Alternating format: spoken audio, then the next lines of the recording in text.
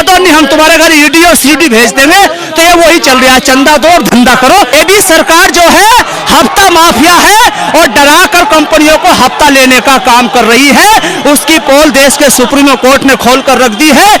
ये सरकार कोरोना की वैक्सीन से लगाकर और पाकिस्तान की कंपनी से चंदा लेकर चल रही है। 70 सालों में कांग्रेस ने हिंदू को मुसलमान से नहीं लड़ाया, आपने 10 साल में लड़ाया है। 70 सालों में कांग्रेस ने मंदिर मस्जिद पर वोट नहीं मांगा, आपने वोट मांगा है। 70 सालों में कांग्रेस ने शहीद देश के शहीदों के नाम पर वोट नहीं मांगा, आपने 10 सालों में मांगा है। मोदी जी की गारंटी तो उसकी भी पूरी ना हुई जिसे 7 फेरों में गारंटी दी थी। ये सिर्फ गरीब को गरीब और अमीर को अमीर करना चाहती है। ये 10% लोगों की सरकार है। इस वक्त धारावी में है और देखिए ये जो भीड़ है, ये भीड़ राहुल गांधी के लिए है। राहुल गांधी की भारत जोड़ो न्याय यात्रा इस वक्त धारावी में है और राहुल गांधी का जो भाषण है वो भाषण खत्म हुआ और जो गारंटी उन्होंने राहुल गांधी ने जो दिया था, जो गारंटी युवाओं के लिए उन्होंने दिया था, वही गारंटी को वो यहाँ पर दोहरा रहे थे। अब यहाँ के लोग हैं, लोग क्या चाहते हैं, क्या नाम है? मेरा नाम नजाकत अली है। नजाकत जी, धारावी में ये भीड़ क्या 24 में तब्दील हो पाएगी? बिल्कुल तब्दील हो के रहेगी। सबको पता चल गया है ये सरकार किस चीज पर चल रही थी। ये सरकार कोरोना की वैक्सीन से लगाकर और पाकिस्तान की कंपनी से चंदा लेकर चल रही है। ये सिर्फ गरीब को गरीब और अमीर को अमीर करना चाहती है। ये 10% लोगों की सरकार है और 90% को लूटकर उनको अमीर करना चाहती है। ये सिर्फ जनता को रोटी और कपड़े पर छोड़ना चाहती है। ये जनता को गुलाम बनाना चाहती है। इस बात की ये गवाही देखो कितनी आवाम आई खड़ी हुई है। ये पैसे वाली नहीं है, ये धारावी की जनता ने दिखा दिया है कि अब हम बदलाव कर रहेंगे। कल यात्रा इस सरजमी पर समाप्त हो जाएगी महाराष्ट्र के शिवाजी स्टेडियम में, आपको एक बदलाव मिलेगा। विपक्ष कह रहा है कि उनका गठबंधन ढीला है, ढीला तो आपका गठबंधन और आपकी हवा है, जिसलिए आप गठबंधन के लोगों को तोड़ने का काम कर रहे हैं।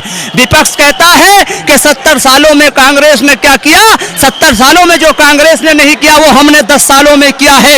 ये बात उनकी सच है। 70 सालों में कांग्रेस ने हिंदू को मुसलमान से नहीं लड़ाया, आपने 10 साल में लड़ाया है। 70 सालों में कांग्रेस ने मंदिर मस्जिद पर वोट नहीं मांगा, आपने वोट मांगा है। 70 सालों में कांग्रेस ने शहीद देश के शहीदों के नाम पर वोट नहीं मांगा, आपने 10 सालों में मांगा है। 70 सालों में देश को मजबूत किया है। क्या कोई राम मंदिर विकास नहीं है क्या?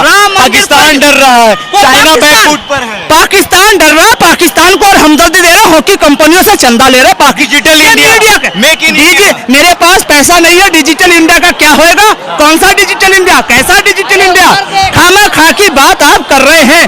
कोई डिजिटल इंडिया नहीं है, सारी बकवास है और इस चंदे ने इनकी सारी पोल। इलेक्टोरल बॉन्ड पर क्या कहेंगे? मैं इलेक्टोरल बॉन्ड पे कहूंगा ये चोरों की सरकार है। ये जैसे गुंडे होते थे ना हफ्ता माफिया, ये भी सरकार जो है हफ्ता माफिया है और डरा कर कंपनियों को हफ्ता लेने का काम कर रही है। उसकी पोल देश के सुप्रीम कोर्ट ने खोल कर रख दी है। इसलिए अब देश की जनता को समझना होगा और सुनना होगा कि हमारी जो ये टैक्स लेते हैं और कंपनियों से जो पैसा लेते हैं, उस पैसे का इस्तेमाल MP MLA खरीदने में करते हैं। इनके पास तो नेता भी नहीं है। इन्होंने कांग्रेस के नेताओं को राज्यसभा भेजा है, कांग्रेस के लोगों को तोड़कर मुख्यमंत्री बनाया है।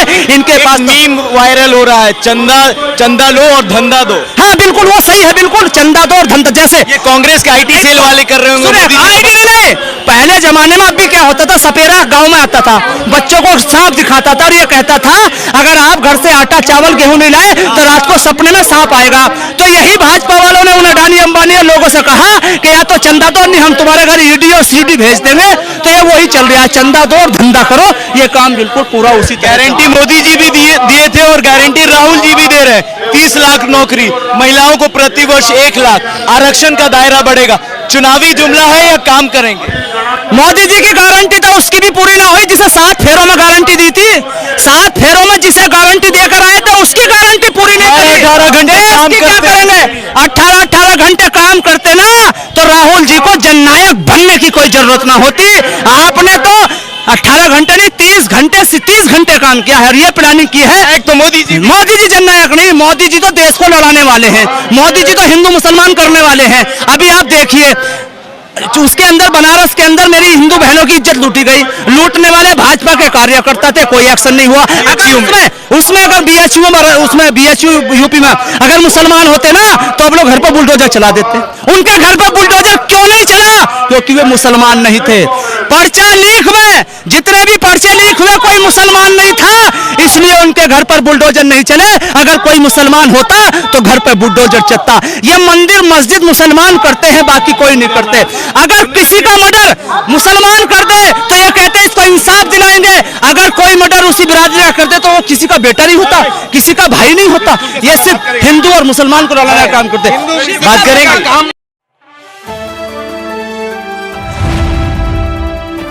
द इंडियन खबर, सच आपके सामने।